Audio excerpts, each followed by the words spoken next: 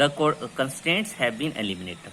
अब जब आप कोऑर्डिनेट्स की वैल्यू निकाल लेते हैं, ठीक है, मतलब आपने जनरलाइज कोऑर्डिनेट निकाल लिए, तो इसका मतलब कंस्ट्रेंट इक्वेशन आपकी एलिमिनेट होगी, ठीक है। तो दैट मीन्स कि आपने इक्वेशंस को सॉल्व कर लिया, तो दैट मीन्स इक्वेशन जो वो एलिमिनेट हो गई। Most systems in the mechanics are constraint system.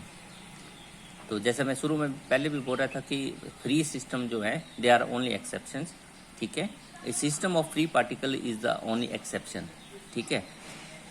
When we select generalize coordinate we are in fact eliminating the constraint. तो जैसे हमने ये सॉल्व किया सिस्टम कि मान लो ये 2 का ही 3 का ही था, तो इसको जब कंस्ट्रेंट को सॉल्व किया तो उस कंस्ट्रेंट को सॉल्व करने का मतलब था आपने जेड की वैल्यू निकाली in terms of x and y, और उसका फर्दर ये मतलब था कि आपने जनरलाइज कोऑर्डिनेट निकाल लिए कि अब generalize coordinate x and y है, ठीक है। तो वैसे ही के के लिए एन के लिए था कि एन को जब सॉल्व एन वाले एन जनरलाइज कोऑर्डिनेट थे, के कंस्ट्रेंट थे, तो उनको सॉल्व किया तो उसको बाद आपको जनरलाइज कोऑर्डिनेट्स का पता चल गया कि अब जनरलाइज कोऑर्डिनेट आपके ये होंगे। तो दैट मीन्स जब आप जनरलाइज कोऑर्डिनेट सेलेक्ट करते हैं तो उसका मतलब होता है कि आप क्या कर रहे हैं, आप कंस्ट्रेंट को सॉल्व कर रहे हैं, ठीक है। कंस्ट्रेंट इक्वेशंस को सॉल्व कर रहे हैं। जब कंस्ट्रेंट इक्वेशन सॉल्व हो जाती हैं तो उसको हम बोलते हैं कि constraints are eliminated. Next, a system with n degree of freedom may consist of large number of particles, say n। अब देखिए कि मान लो n डिग्रीज ऑफ फ्रीडम है किसी सिस्टम की, कि किसी सिस्टम के जनरलाइज कोऑर्डिनेट्स जो हैं वो n है, पर वो सिस्टम जो है वो एक पार्टिकल से नहीं बना है, वो 2 पार्टिकल से नहीं बना है, उसमें नंबर ऑफ पार्टिकल्स जो हैं वो लार्ज है, ठीक है, और वो number of particles capital n ले लिया हमने, ठीक है।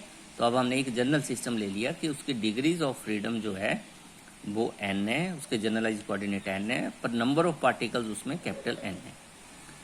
अब अगर आप देखें तो to describe the position of all these particles, अगर इन सारे पार्टिकल्स कैपिटल n जो पार्टिकल्स हैं इनको अगर उनकी पोजीशन को डिस्क्राइब करना हो, अगर इनको फ्री माने, consider to be free, we required 3n parameters, 3 coordinate for each particle, ठीक है। तो एक पार्टिकल की पोजीशन को डिस्क्राइब करने के लिए 3 कोऑर्डिनेट की जरूरत होती है। तो n पार्टिकल हैं तो total number of coordinate required हो गए वो 3n हो गए। But the particles are not all free, पर पार्टिकल सारे फ्री नहीं होते हैं।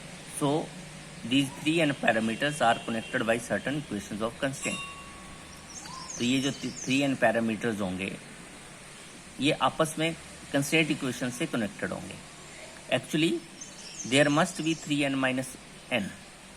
तो ये जनरल थ्योरेटिकल डिस्कशन है ये सारी जितनी है, कि अगर n नंबर ऑफ पार्टिकल्स हैं, एक पार्टिकल को 3 कोऑर्डिनेट चाहिए हो तो 3n के लिए 3n हो जाएंगे, पर वो सारे अगर फ्री होंगे सारे पार्टिकल फ्री नहीं होते हैं, इस कारण वो कंस्ट्रेंट इक्वेशन होंगी। तो वो कितनी होंगी कंस्ट्रेंट इक्वेशंस? कंस्ट्रेंट इक्वेशन होंगी 3n माइनस n। n जो है वो नंबर ऑफ जनरलाइज कोऑर्डिनेट्स हैं, ठीक है, सिस्टम के, और ये पार्टिकल के पोजीशन जानने के लिए। तो total number of constraint equation होती हैं 3n minus n। It is theoretical possible to carry out the following steps. Theoretically मतलब जो प्रैक्टिकली पॉसिबल चीज़ नहीं है एक्चुअल में। तो वो क्या है कि assign 3 coordinates to each of the n particles, कि जितने n पार्टिकल्स हैं मान लो किसी सिस्टम में, n का मतलब है मान लो 100 है, 1000 है, हर एक पार्टिकल को 3 कोऑर्डिनेट असाइन कर दो। Write down the 3n minus 1 equations of the constraint connecting the 3n coordinates. अब कंस्ट्रेंट इक्वेशन हमने लिखी कि अगर 3n पार्टिकल्स हैं कैपिटल n और small n number of generalize coordinates हैं, तो नंबर ऑफ कंस्ट्रेंट इक्वेशन जो होती हैं वो 3n माइनस n होती हैं। तो write down 3n minus 1 equations of constraint connecting these 3n coordinates. ठीक है। अब इन कंस्ट्रेंट इक्वेशन को आपको सॉल्व करना है। Solve these equations for 3n-n coordinates in terms of the remaining n coordinates. ठीक है कि ये जो इक्वेशंस है कंस्ट्रेंट इक्वेशंस, इनको 3n-n कोऑर्डिनेट्स के लिए सॉल्व करना है। ठीक है, इन टर्म्स ऑफ जो बच गए n उनकी फॉर्म में। ठीक है, तो आपको जो हर एक पार्टिकल के जो हैं वो जनरलाइज कोऑर्डिनेट पता चल जाएंगे। ठीक है, बट ये सारा थ्योरेटिकल है। We seldom carry out this analytic process in practice, कि हम इस प्रोसेस को प्रैक्टिकली यूज नहीं करते हैं, because it is very much easier to find generalize coordinates by inspection. पर ये प्रैक्टिकली ऐसा पॉसिबल नहीं है, क्योंकि जनरलाइज कोऑर्डिनेट्स को आप इंस्पेक्शन मतलब चेक करके ही निकाल सकते हैं कि इस सिस्टम के कितने होंगे। ठीक है, अगर सिस्टम ऐसा है तो कितने जनरलाइज कोऑर्डिनेट्स होंगे। तो स्टूडेंट्स इसको आपने लिख लेना है यहाँ तक।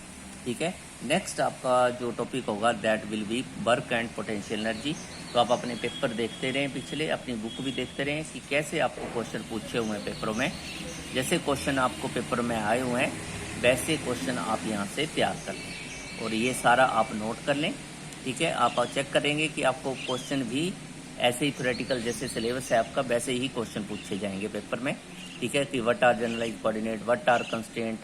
ठीक है, तो इसमें अब आप क्वेश्चन जो है वो पेपर और अपनी बुक जो है उसके अकॉर्डिंगली इस जो थ्योरी में करवा रहा हूँ उससे तैयार कर लें। Thank you.